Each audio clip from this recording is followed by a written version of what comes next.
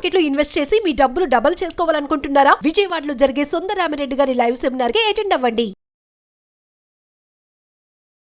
నమస్తే సుందరరామిరెడ్డి గారు. నమస్తే sir. Very interesting part. Recent గా జిఎస్టీ కౌన్సిల్ మీటింగ్ జరిగింది.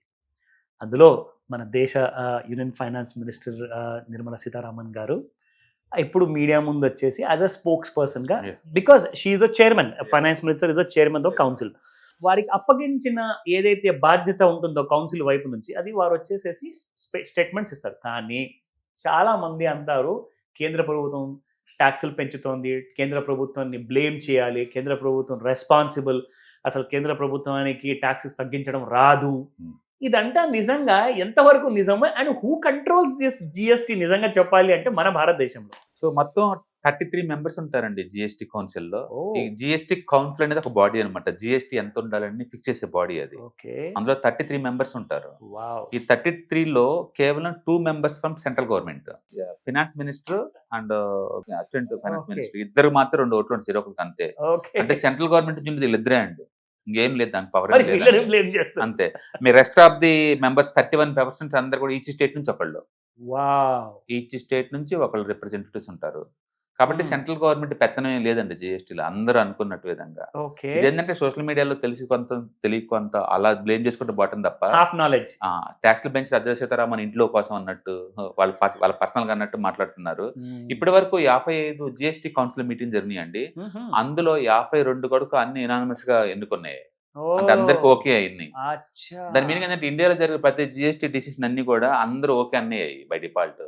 దాని ఓటింగ్ కూడా జరగలేదండి ఇంతవరకు. మరి ఇది ఎంతవరకు న్యాయం అండి? ఉన్న పవర్ లో ఉన్న రాష్ట్ర ప్రభుత్వాలు అసలు ఈ విషయంలో అక్కడ నిర్ణయాలు తీసుకుంటారు, ఇక్కడ సైలెంట్ గా ఉంటారు. బేసికల్ ఏంటంటే వాళ్ళు బెనిఫిట్ పొందుతున్నారు కాబట్టి వాళ్ళు సైలెంట్ అండి. బేసికల్ మొత్తంలో మోస్ట్ ఓటింగ్ పవర్ అంతా స్టేట్స్ కే ఉంది, వాళ్ళందరూ కలిసి ఎన్నుకుంటారు. సో మామూలుగా జిఎస్టీలో వచ్చే కలెక్షన్స్ లో 50% డైరెక్ట్ స్టేట్ గవర్నమెంట్ కి వెళ్తాయండి. ఈ కాలేజ్ ఎస్జిఎస్టీ స్టేట్ కి వెళ్ళిపోతాయి అవి, and rest of the IGST also goes state government కి వెళ్తాయి. అంటే సెంట్రల్ గవర్నమెంట్ కి వచ్చే డబ్బుల్లో కూడా 21% మన స్టేట్ కి వెళ్తాయి, డివాల్యూషన్ అని చెప్పేసి వాళ్ళకి వెళ్తాయి.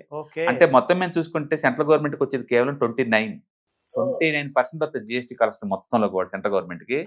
రెస్ట్ ఆఫ్ ది మనీ మొత్తం goes to the concerned state governments కి వెళ్ళిపోతాయి. It means every state is slowly getting richer, ఎందుకంటే కలెక్షన్స్ బాగా పెరుగుతున్నాయి. అవును, ఎందుకంటే ఆ స్టేట్ లో వచ్చే ఫండే కదా అంత సెంట్రల్ కూడా పోతుంది. కరెక్టే. అందుకని మనం స్పోక్స్ పర్సన్ అయింది కాబట్టి ఆమెను మనం బ్లేమ్ చేస్తున్నాం తప్ప ఆమె పర్సనల్ గా కాదు. ఈ ఈ సోషల్ మీడియాలో వచ్చే ఇవన్నీ ఉంటాయి కదా, కామెంటరీస్ అవన్నీ, ట్రోలింగ్స్ అన్ని ఉంటాయి కదా, అవన్నీ అసలు ఆ పర్సనల్ గా చేయాల్సిన అంత వర్త కూడా కాదండి అవి. ఎందుకంటే దానికి ఒక కౌన్సిల్ ఉంది, దానికి మెంబర్స్ ఉన్నారు, ప్రతి స్టేట్ గవర్నమెంట్ కి ఒక రిప్రజెంటేటివ్ ఉంటారు. మీకు వద్దంటే చెప్పండి, మాకు వద్దు అదని చెప్పేసి ఓటింగ్ పెడతారు అక్కడ. ఆ ఓటింగ్ లో కూడా ఎవరు మెజారిటీ ఓటింగ్ వస్తే వాళ్ళు వినినట్టు 75% ఓటింగ్ రావాలి, గుర్తుపెట్టుకోండి.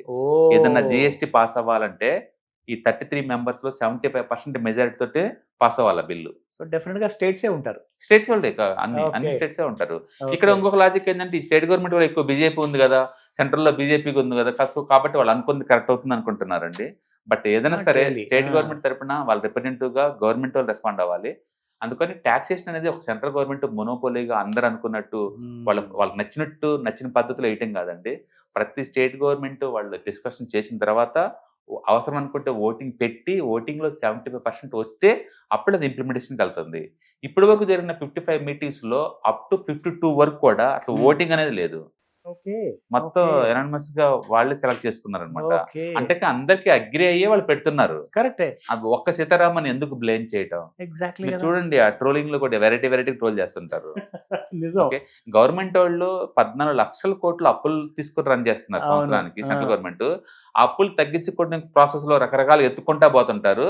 అప్పుడు ఈ స్టేట్ గవర్నమెంట్ కూడా మాకు ఇన్కమ్ వస్తుంది కదా, ఎందుకంటే వీళ్ళకే కదా వస్తుంది ఆల్మోస్ట్ 70% దాకా.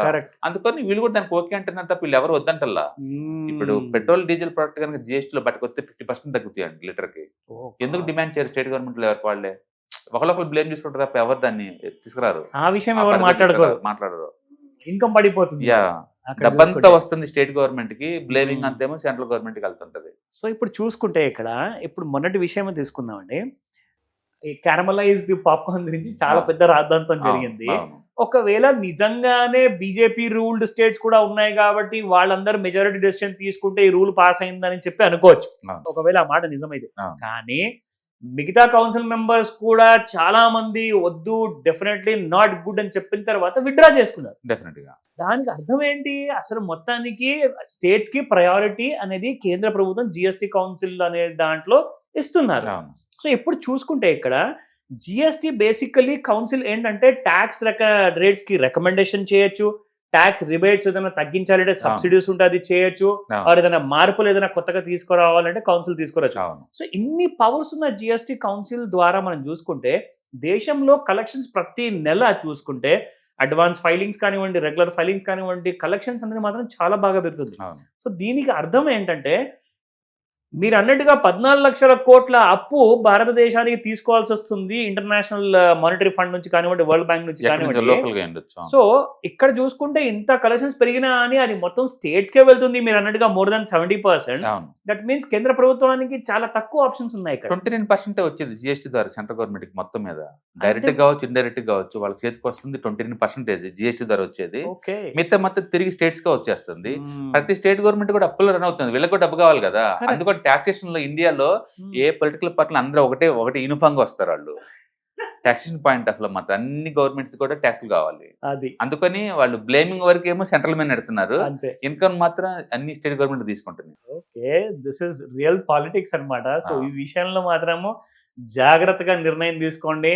ఏదన్నా ఒకవేళ కేంద్ర ప్రభుత్వం ట్యాక్స్ గురించి ఆలోచించిందంటే అది ఖచ్చితంగా దేశానికి అభివృద్ధి చెందడానికి ఆ పాయింట్ ఆఫ్ వాళ్ళు థింక్ చేస్తారు 100%. సార్ మిగతాది ఏదైతే ఉంటుందో, ఒకవేళ ఏదైనా ట్యాక్స్ పెరిగిందని చెప్పేసి మీకు కంప్లైంట్ ఉందా యాజ్ అన్ ఇండివిజువల్ గా, ఇండియన్ సిటిజన్ గా వెళ్ళి మన రాష్ట్ర ప్రభుత్వానికి కూడా ఒక కంప్లైంట్ లెటర్ సబ్మిట్ చేస్తే బాగుంటుంది. ఎందుకంటే first major beneficiary state government కాబట్టి. Great information sir, thank you very much.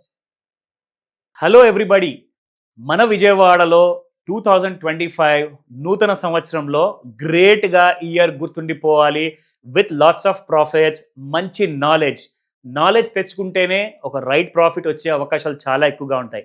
So మన సుందరరామరెడ్డి గారు మ్యూచువల్ ఫండ్స్ కి సంబంధించి ETFs and various asset classes లో ఇన్వెస్ట్మెంట్స్ కోసము ఒక offline wonderful work shop organise చేస్తున్నారు మీ అందరి కోసం. సో జస్ట్ విజయవాడ వాళ్ళే కాదు, చుట్టుపక్కల ఉన్న రాష్ట్రాలలో మన తెలుగు వాళ్ళందరికీ కూడా ఇది ఒక ఓపెన్ ఇన్విటేషన్. మిస్ అవ్వకుండా ఈ జనవరి నెలలో అటెండ్ అవ్వండి. ఇమ్మీడియట్ గా రిజిస్టర్ చేసుకోండి. స్క్రీన్ పైన కనిపిస్తున్న నంబర్ కాల్ చేయండి లేదా వాట్సాప్ మెసేజ్ పెట్టండి త్వరగా.